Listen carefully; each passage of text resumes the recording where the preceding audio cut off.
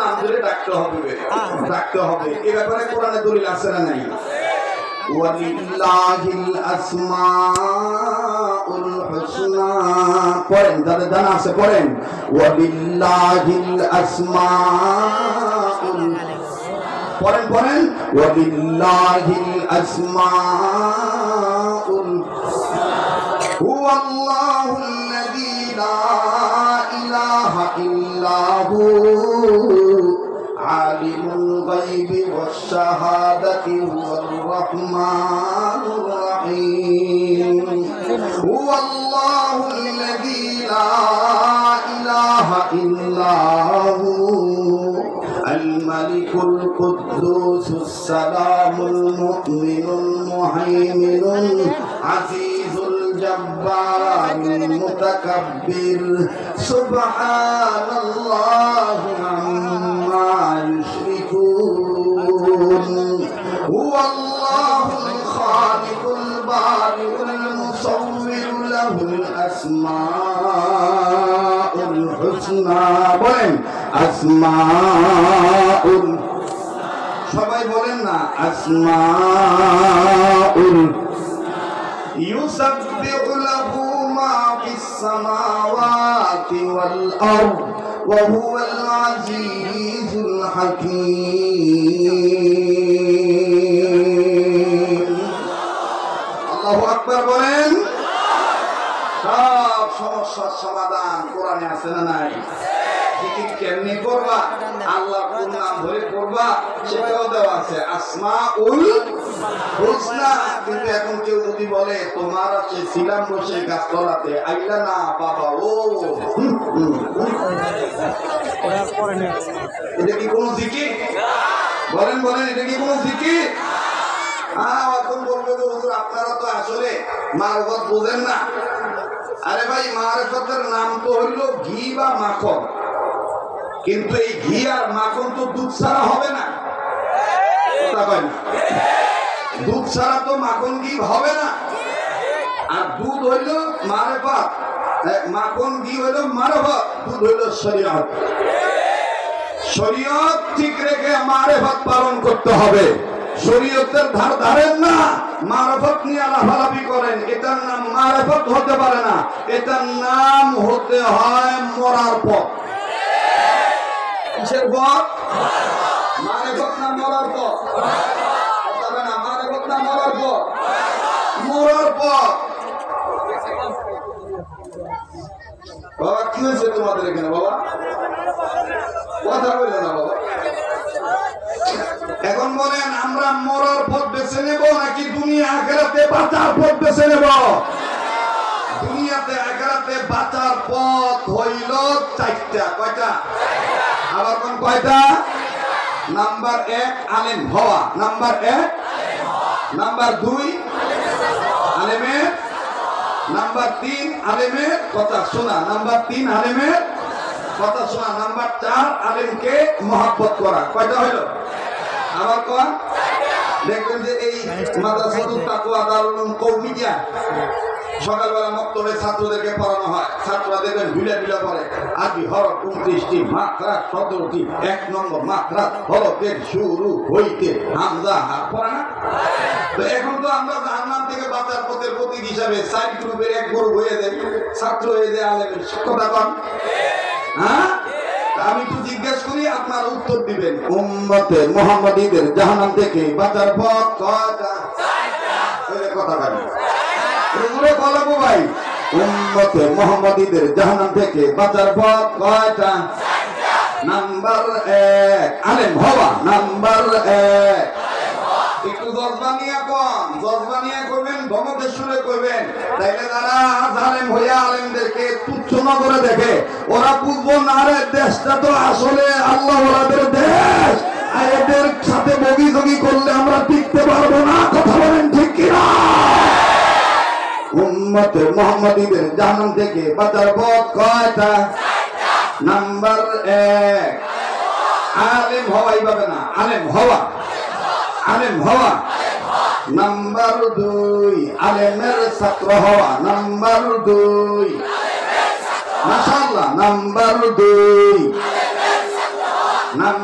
তিন, আলেমের কথা শোনা। নাম্বার তিন। নাম্বার চার, আলেমকে মহব্বত করা। নাম্বার চার, এই চার পথের প্রতীক হবে যারা, কবরে হাসরে মিজানে সিরাতে খাবে না ধরা। সুবহানাল্লাহ বলে। তোমরা চারটা গ্রুপ হও, কিন্তু পঞ্চম নম্বরটা হলো না, আলেম বিরোধী হলো না। মাদ্রাসায় টাকা দিলে দাও, না দিলে না দাও, কিন্তু মাদ্রাসা শিক্ষা ব্যবস্থা বন্ধ করার জন্য সাইকেলের বেল বাজে ক্রিং ক্রিং, হাঁসটাকে প্যাক প্যাক, ব্যাংটাকে ঘ্যাঙর ঘ্যাঙর, হ্যাঁ হাট্টিমাটিম টিম, তারা মাঠে পারে ডিম, তাদের খাড়া দুটো সিং, এই আজে বাজে বংশার দিয়া এই আবেবাদের শিক্ষা ঢুকাইয়া মাদ্রাসা শিক্ষা ব্যবস্থাকে ধ্বংস করার পায় তারা চালাইও না। কথা বলেন ঠিক কিনা? কারণ আমরা মুসলমান, জাহান্নাম থেকে বাঁচতে চাই, দুনিয়াতেও শান্তি চাই, আখিরাতে মুক্তি চাই। আলেম ওলামাদের কাছ সাথে থেকে। আবার এক গ্রুপ আছে দেখবেন বলে আঙ্গুরাতে যে আলেম ওলামা নাই নাকি, আঙ্গুর হাতে আলেম ওলামা আছে। যারা কইব যে আমাদের হাতে আলেম ওলামা আছে, মনে করবেন যে কে কিনে নিছে। কথা কয় না? কথাটা এইরকম হবে না যে আমাদের হাতে আলেম ওলামা আছে, কথাটা হবে এইরকম, আমরা আলেমের সাথে, আমরা আলেমদের আঙ্গুর হাতে আলেম ওলামা আছে। কি কায়দা করে আঙ্গুর হাতে আলেম ওলামা আছে, সমস্ত আলেম আছে, ওই সমস্ত আলেমরা কারা এটা জাতি ভালো করে চিনে। আমাদের স্লোগান হবে আলেমদের সাথে আছি আমরা। কথা বল ঠিক কিনা? আলেমদের সাথে আছি আমরা ইনশাআল্লাহ। আর সেক্ষেত্রে যত কাজ হোক, দিনের যত কাজ হোক, ইসলামী রাজনীতি হোক বা পীর মুরিদি হোক, অথবা দাওয়াত ও তাবলীগের কাজ হোক, মাদ্রাসা মসজিদ হোক, সামাজিকমূলক কাজ হোক, যত কাজ হোক আমরা আলেমদের সাথে থেকে করব। রাজি আছেন ইনশাআল্লাহ? রাজি আছেন ইনশাআল্লাহ? কারা রাজি আছেন? একটু আজকে পরীক্ষা হয়ে যাক, একটু আল্লাহকে দেখান তো ভাই, দেখান তো। মাশাআল্লাহ। আয় আল্লাহ আপনি কবুল করে নেন, আল্লাহ আল্লাহ আপনি কবুল করে নেন, আল্লাহ বলেন আমিন।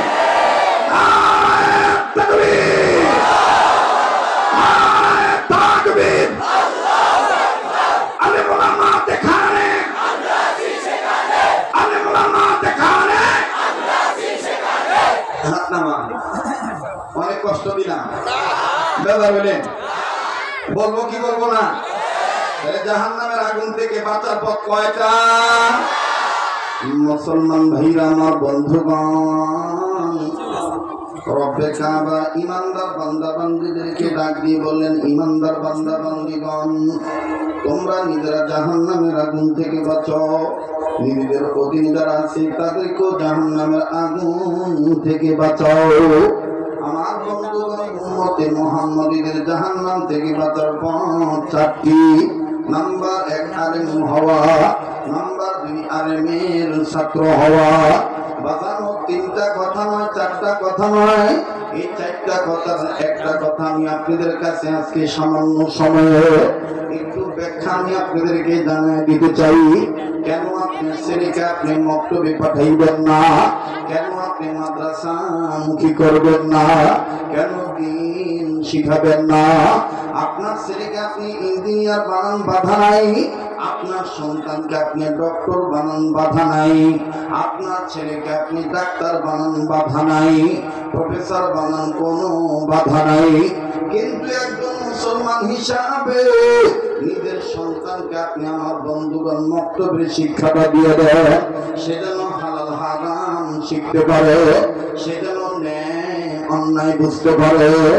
আমার বন্ধুগণ, আমার ভাইরা, এতটুকু হক নিয়োগ যদি আপনি করেন, মুসলমান হিসেবে যদি ছেলে মেয়েকে যদি বুনিয়াদী শিক্ষা, আমার বন্ধুগণ, শিক্ষার স্তম্ভ, কনস্ট্রাকশন ভিত্তি ফাউন্ডেশন, আলিফ লাম মিম দিয়ে দেয়, বাজানো দেখবেন এই বাচ্চাটার কারণে, এই সন্তানকে দিন শিক্ষা দেওয়ার ফলে, আপনি বাপ হওয়ার কারণে আল্লাহ পাক আপনার সন্তানের উসিলায় আল্লাহ রাব্বুল আলামিন আপনাকে মাফ করিয়া দিতে পারে।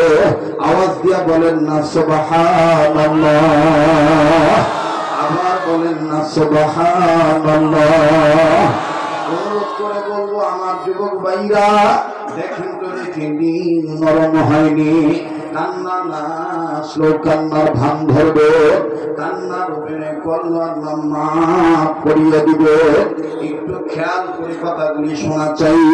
সন্তানদেরকে যদি আপনি ঈমান সহকারে ঈমানের সহিত বাচ্চাদেরকে মাদ্রাসায় পাঠান, এইরকম মাদ্রাসাতুত তাকওয়া, আমার বন্ধুগণ এইরকম ছোট বড় মাদ্রাসায় যদি আপনি পাঠান, আপনি যদি বাবা হওয়ার পরে হায়াত যদি আপনার না থাকে, আপনি যদি কবরে চলে যান, রব্বে কাবা এই সন্তানের সবক করার দরুন আল্লাহ তাআলা আপনার কবর আযাব মাফ করে দিবে। দেখেন আলেমের ছাত্রের বাপ হইল, দেখেন কি লাকি ভাইরা, কেউ কোন দিকে নজর দিবেন না। এই জমিনের উপরে আসমানের নিচে যত বড় বড় তাফসীর কিতাব আছে, সবচেয়ে বড় তাফসীর কিতাবের নাম তাফসীরে কাবীর। এই তাফসীরে কাবীরের মুসান্নিফ ইমাম ফখরুদ্দীন রাজি রাহমাতুল্লাহি আলাইহি তিনি তার তাফসীরে কাবীরের মধ্যে লিখেছেন, আল্লাহর একজন পয়গম্বর তিনি নিজের কর্ম করার জন্য আল্লাহ পাকের নির্দেশে যাচ্ছিল। আমার বন্ধু আমার ভাইরা, কর্মপথে যাওয়ার সময় একটা কবর দেখলেন। প্রতিমধ্যে যখন কবর দেখলেন, কবরের অবস্থা কেমন জানি ভালো না। কবরের ভিতর থেকে দাউ দাউ করে আগুন জ্বলে উঠতেছে। আমার যুবক ভাইরা, অনেকে বলে দুনিয়ার জীবন আসল জীবন, মৃত্যুর পরের কোনো জীবন নাই। আমার বন্ধুগণ, পৃথিবীতে মানুষ আমরা দুই ধরনের। এক ধরনের মানুষ কবর, হাসর, মিজান, ফুলসিরাত, আখিরাত বিশ্বাস করে না। কিন্তু বাবা আমরা হলফ করে বলতে পারি, আমরা যেহেতু মুসলমানের সন্তান, আমরা ঈমান আনছি। আমানতু বিল্লাহি ওয়া মালাইকাতিহি ওয়া কুতুবিহি ওয়া রুসুলিহি ওয়াল ইয়াউমিল আখির। আমার ভাইরা বলেন, এরকম আমরা বলছি কি বলি নাই? বিশ্বাস করি কি করি না? ওয়াল ইয়াউমিল আখির।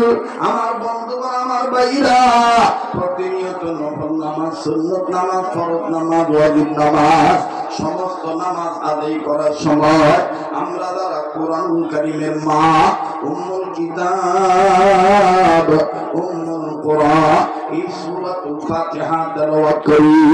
এই সূরাতুল ফাতিহার 7 আয়াতের মধ্যে একটা আয়াত, 3 নম্বর আয়াত আমরা বলি মালিকি ইয়াউমিদ্দিন, বিচার দিবসের মালিক যিনি। আমার বন্ধুগণ বলেন, কোন দিনের মালিক? কিয়ামত দিবসের মালিক যিনি। বলেন তো দেখি, আখিরাতের মালিক কে? এই মুসলমান আওয়াজ দিয়ে বলো, আখিরাতের মালিক কে? দুনিয়ার জগতের মালিক কে? জগতের মালিক কে? জগতের মালিক কে? আপনার পায়ে হাত দিয়ে বলবো, ভুল বুঝবেন না। যদি ভালো হইতে চান এই অভ্যাস ত্যাগ করেন। নিজের দুটি চোখ আল্লাহ তাআলা দান করছে। আলান্না আল্লাহু আইনাইন, আমার বন্ধুগণ দৃষ্টি শক্তি দিয়েছেন কে? আমি আপনি জবান দিয়া কথা বলি, জিহ্বা নাড়াইয়া নাড়াইয়া, কখনো শক্ত কখনো নরম। বলেন তো দেখি, লিসানটা দিয়েছেন কে? আমার ভাইরা আমার বন্ধুগণ, আমি আপনি কোন উল্লেখযোগ্য বস্তুই ছিলাম না। আল্লাহ পাক বলেন, হাল আতা আলাল ইনসানি হিনুন মিনাদ দাহরি লাম ইয়াকুন শাইআম মাযকুরা। উল্লেখযোগ্য কোন বস্তু তুমি ছিলে না, আমি আল্লাহ তোমাকে বস্তুতে রূপান্তরিত করলাম। বন্ধুরে ভাইয়া, বলেন তো দেখি, আমার হাতের জায়গায় হাত ঠিক করে দিলেন কে? আমার পায়ের জায়গায় পা ঠিক করে দিলেন কে? আমার বন্ধুগণ, আমার এই সুন্দর সুরটা দান করলেন কে? আল্লাহ বলেন ফি আইয়ি সূরাতিন মা শাআ রাক্কাবাক আল্লাযী খালাকাকা ফাসাওয়াকা ফাআদালাক। আমার বন্ধুগণ, আমার ভাইরা, সব কিছু সৃষ্টি করেছেন আল্লাহ।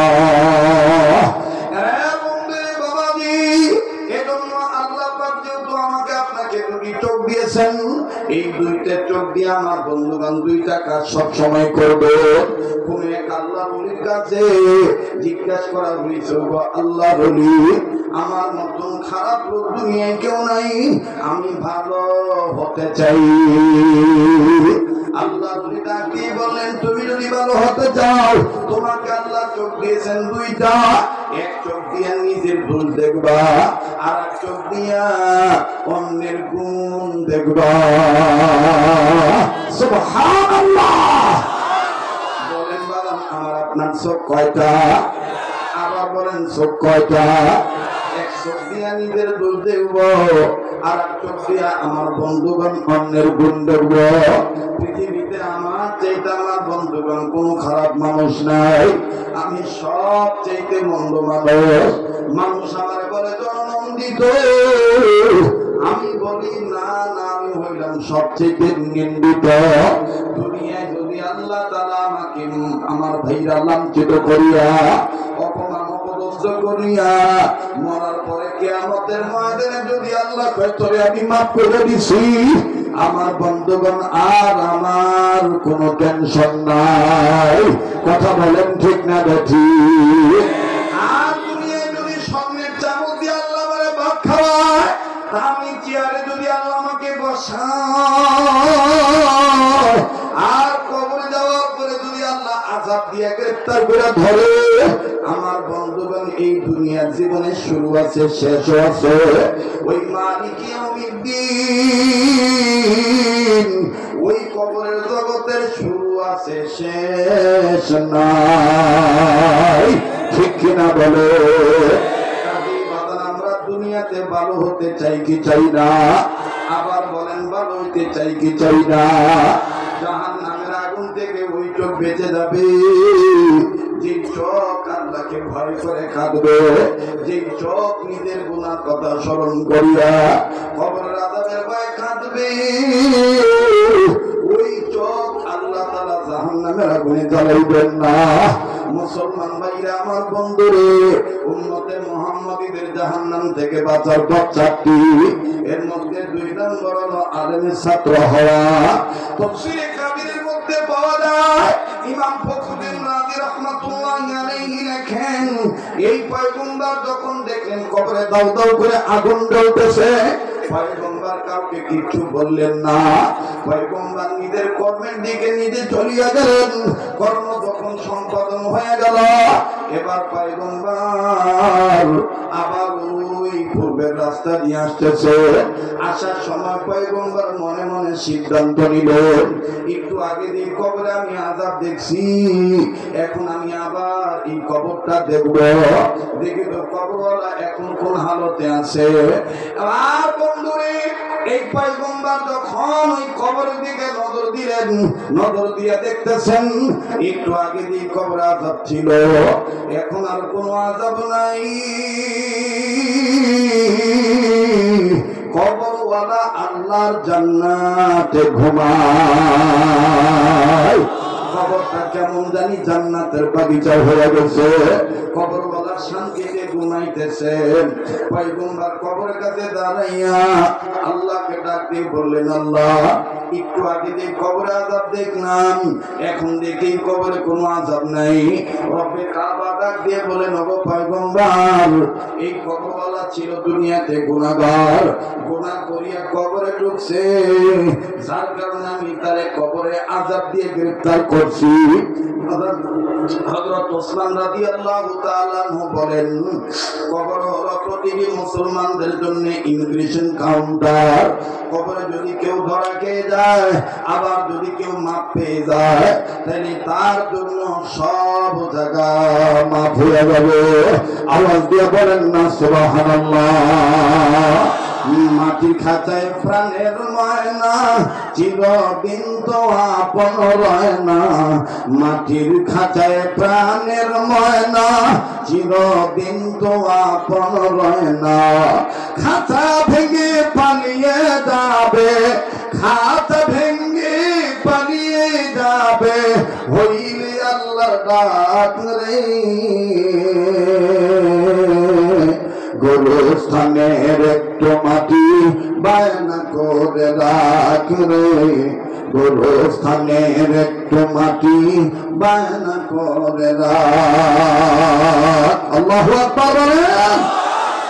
পয়গম্বর ডাকে বললেন, আল্লাহ একটু আগে কবরে আযাব ছিল, এখন দেখি কবরে কোনো আযাব নাই। মাবুদ গো, তোমার দরবারে জানতে চাই, তুমি আযাব দিয়া তারে গ্রেফতার করে ধরলা, আবার কোন ওসিলায় তুমি তারে মাফ করিয়া দিলে একটু জানতে চাই। রব্বে কাবা ডাক দিয়ে বললেন, পয়গম্বর শুনে নাও, শুনে নাও, এই কবরওয়ালা একটা সন্তান রেখে আছে দুনিয়ায়।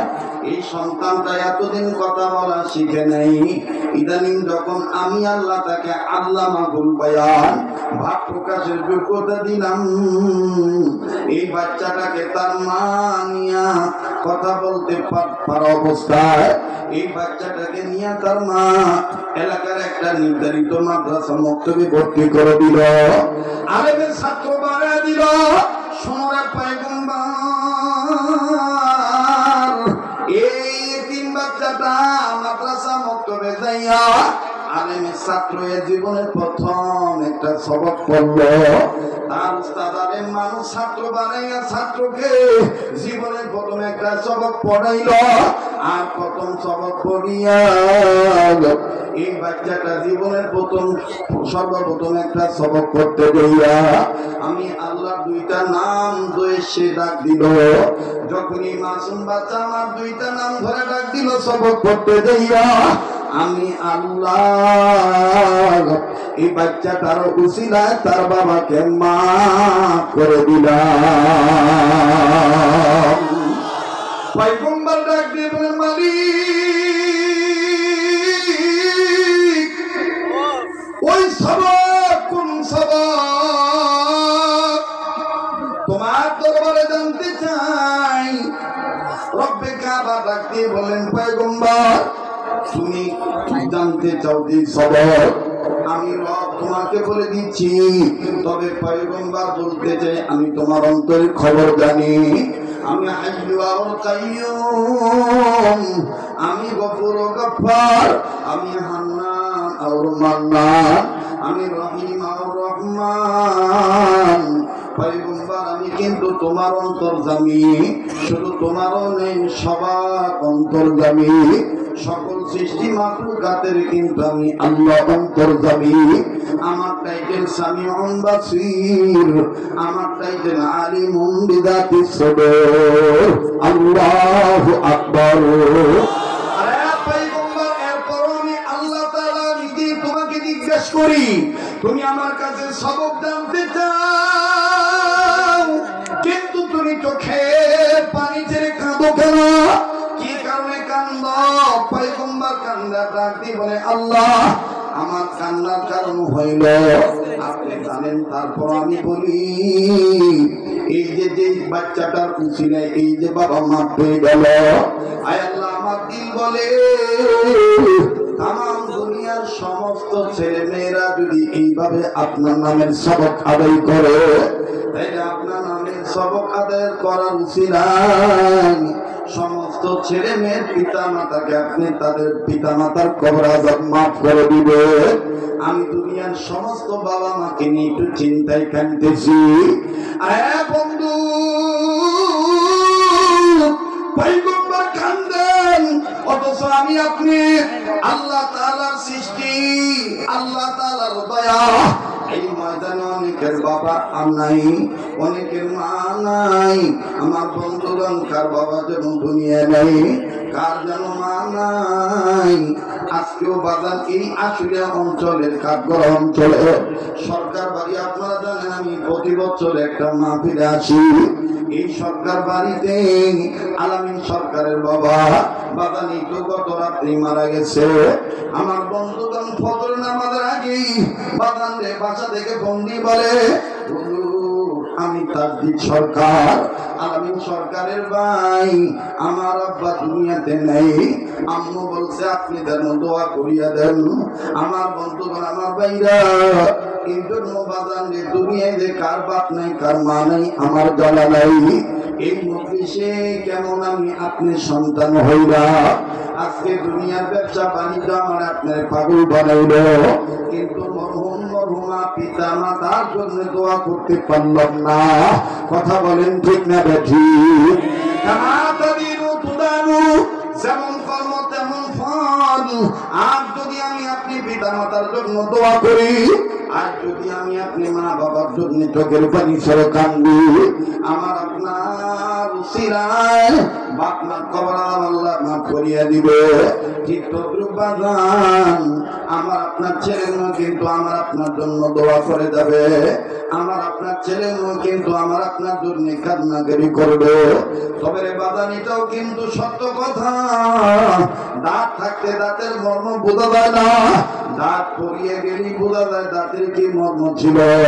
আজকে তোমার আমার দাদের বাবা মা বেঁচে আছি, তুমি আমি জানি না আমার বন্ধুগণ আমার ভাইরা, তুমি আমি বুঝতেছি না আমার বাপ মার যে কত দাম।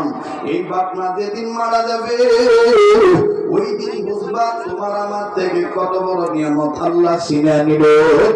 এইরকম ছোট বড় মাদ্রাসায় এই আশুলিয়া থানায় সাভার থানায় আমার বন্ধুগণ আমার ভাইরা, গাজীপুর জেলায় ঢাকা জেলায় গাজীপুর জেলায় সারা বাংলাদেশের বিভিন্ন জায়গায় এরকম ছোট ছোট ছোট বড় মাদ্রাসা আছে। অধিকাংশ মাদ্রাসায় দেখবেন আমার বন্ধুগণ কয়েকজন এতিম পাবে। আমি এই জন্য আপনাদেরকে বারংবার অনেক মাহফিলে বলে থাকি, বাজানরা আমাদের যাদের বাপ মা আছে দুনিয়াতে যেই ভাইটার যেই বোনটার বাপ মা নাই, মাঝে মধ্যে এতিম সন্তানের সাথে একটু আমাদের সম্পর্ক রাখা, ওদের সাথে সম্পর্ক করলেই চলাচল করলেই বোঝা যায় ওদের অন্তরে বাপার মুখী বেদনা। লম্বা করার কোনো সুযোগ নাই, প্রায় বাইরে বলে থাকি, আদৌ উদাহরণস্বরূপ বলে দিয়ে যাই আমার বন্ধুগণ আমার বাবাজিরা, আমিও তো একটা দিনই প্রতিষ্ঠান চালাই আল্লাহর দয়া আপনাদের দোয়ায়। এই মাদ্রাসায় আসো নামাজ পড়ে বারান্দায় দাঁড়াইয়া বাচ্চাদের খেলা দেখতেছি, নিজ প্রতিষ্ঠানের ছাত্রদের খেলা খুব ভালো লাগতেছিল। বাদাম যখন মেন গেটের দিকে নজর দিলাম, দেখতে পাইলাম একজন বাবা হাতে একটা ব্যাগ নিয়ে অনেক কিছু নিয়ে দাঁড়ায় আছে। তবে ব্যাগের বাইরে থেকে বোঝা যায় ব্যাগের ভিতরে চানাচুরের প্যাকেট, বিস্কিটের প্যাকেট আরো অন্যান্য কিছু আছে বাদাম বোঝা যায়, কিন্তু কার বাবা কোন ছেলের বাবা এটা আমার জানা নাই।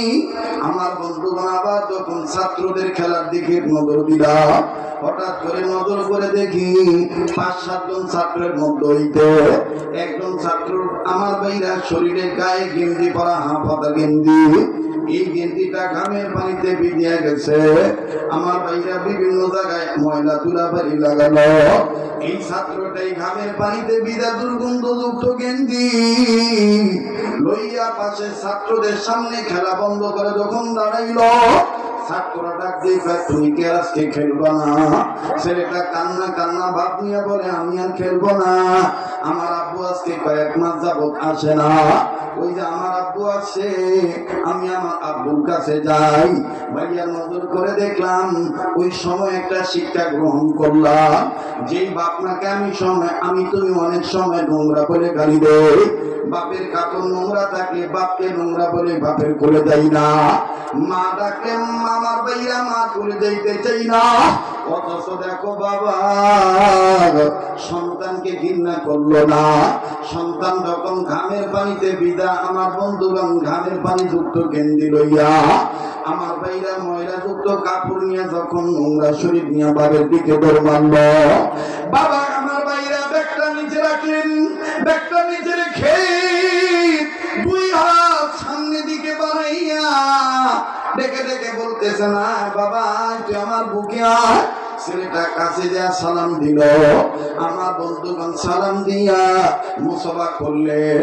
এরপরে ছেলেটা ডাক দিয়ে বলতেছেন, আব্বু তুমি কেমন আছো? বাবা বলে আলহামদুলিল্লাহ আমি ভালো আছি। ও বাবা তুমি কেমন আছো? ছেলেটা বলে আব্বু আমি ভালো আছি। বাড়িতে আমার আব্বু আম্মু আমার ভাইয়া আমার আব্বু কেমন আছে? বাপ বেটার আদর দৃশ্য খুব ভালো লাগতেছিল। বাদান কি বুঝাইতেছি খুব খেয়াল করবে। খুব চমৎকার একটা দৃশ্য লাগতেছিল, দৃশ্যটা খুব ভালোই লাগতেছিল। বাবা সন্তানকে যখন চুমা দেয়, সন্তান যখন বাপরে ধরে ধরে বাবাজি যেই বারান্দায় দাঁড়াইয়া বাপ বেটার আদর দৃশ্য দেখতেছি, ওই একই বারান্দায় আর একটা ছাত্র আমার থেকে কয়েক গজ দূরে। আমার জানা ছিল না যে এই বাচ্চাটার বাবা নাই। ওই ছাত্রটা ওই বাপের আদর দেখা ডুকরে ডুকরে কান্দা ডাক দিয়ে আমারও তো আব্বু ছিল, আমার আব্বু তো আমার জন্য এরকম বিস্কিট চানাচুর নিয়ে আসতো, আমারও আব্বু ছিল, আমারও বাবা ছিল। বাদান ছেলে এই বলে কান্দে, চোখের পানি ঝর্ণার মতন ছেড়ে দিয়ে কান্দে। ছেলেটার কাছে যা ডাক দিয়ে বললাম, বাবা তোমার কি বাবা নাই? ছেলে ডাক দিয়ে বলতেছে, হুজুর আমার আব্বা ছিল 2 মাস আগে অ্যাক্সিডেন্টে মারা গেছে, তাইলে আজকে তুমি কান্দো কেন বলো? ছেলেটা ডাক দিয়ে বলে, হুজুর এই ভাইয়ার আব্বার আদর দেখে আমার আব্বার কথা মনে হয়ে গেছে। হুজুর আমার আব্বা এই ভাইয়ার আব্বার মতন চানাচুর বিস্কিটের প্যাকেট নিয়ে আমার জন্য দাঁড়ায় থাকতো। হুজুর আমার আব্বু আমাকে হুজুরের কাছে বলে দোকানে নিয়ে যা অনেক কিছু কিনে দিত। বাজান রে, দুনিয়ায় যারা বাপ হারাইছেন তারাই জানেন কত বড় বটবৃক্ষ শেষ হয়ে গেছে। আমার বন্ধুরে আমি জানি রে, এই ময়দানে কার মা নাই, কার বাবা নাই, কার বাবা মা যেন কবর থেকে কান্দা ডাক দিয়ে বলে ছেলেরে মেয়েরে